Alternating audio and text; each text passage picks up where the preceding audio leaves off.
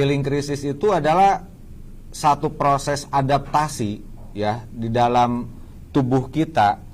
Contoh kita menggunakan produk NSTM, minum NSTM. Setelah minum NSTM itu kok jadi pusing. Kenapa kok jadi pusing? Padahal sebelum minum NSTM itu enggak pernah merasakan pusing. Katakan tujuan ingin agar badan itu lebih sehat. Orang ini yang beli tidak sakit. Ya, tetapi kok kenapa setelah minum NSTM kok jadi sakit ya kepala, kok jadi pusing. Nah, begitu. Kok bisa? Nah, ini menandakan bahwa terjadi yang namanya tren sub penyakit tersembunyi. Yang tidak diketahui. Betul, yang sebelumnya tidak diketahui. Karena penyakit itu teman-teman ada tingkatannya. Ketika terjadi yang namanya tingkatan akut, itu penyakit belum kita rasakan. Belum terasa sakit di badan, cuma badan kok mulai agak terasa lemah dan biasanya itu orang cenderung tidak memperhatikan. Menghiraukan. Betul, karena tadi ya. betul, karena belum begitu terasa sakit. Ya. Gitu ya Pak Sigit. Nah, terus ketika penyakit ini naik di tingkatan yang namanya subakut. Nah, rasa lemesnya mulai bertambah nih. Ya, terasa kok tambah lemes, tapi biasanya mereka belum menghiraukan karena orang Indonesia itu begitu ya. Ketika belum parah, belum terkapar, belum minum obat, belum ke dokter. Betul. Nah, seperti itu. Karena menjadi kebiasaan ya. Betul, jadi kebiasaan. Makanya itu saya katakan, ini ketika kita minum NSTM terjadi respon pada tubuh kita, di mana penyakit yang ada di dalam tubuh kita tuh yang belum parah, ini terlihat semua. Namanya subtren penyakit tersembunyi. Ya. Nah, ketika kita minum kok jadi pusing, itu bisa jadi memang ada masalah dengan kolesterol.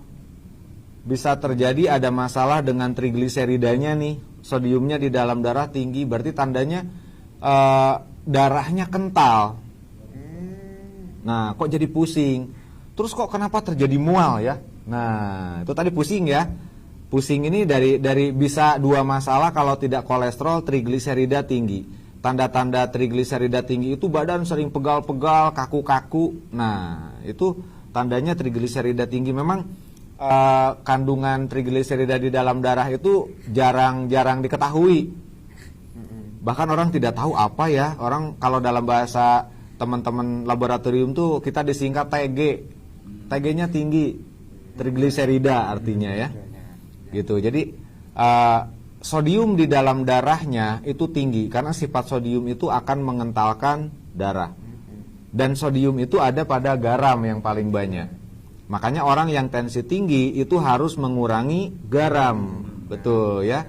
Trigliserida tinggi harus mengurangi garam, itu harus diingat. Jadi ketika kita merasakan setelah minum NSTM kok jadi pusing, geling-geling, bahkan ada yang seperti vertigo yang konsultasi itu.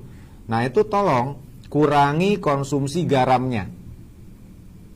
Jadi selain kita mengkonsumsi NSTM, kita sendiri harus menjaga pola makan. Agar hasil itu bisa kita dapatkan secara betul-betul hasil kesembuhannya. Optimal, Pak, betul, ya. optimal. Iya. Iya, betul Pak Sigit. Jadi setelah sembuh mungkin ya boleh silakan konsumsi lagi ya, tapi jangan terlalu banyak. Karena kemarin sudah saya bahas, penyakit itu ada penyebab dan ada pemicu.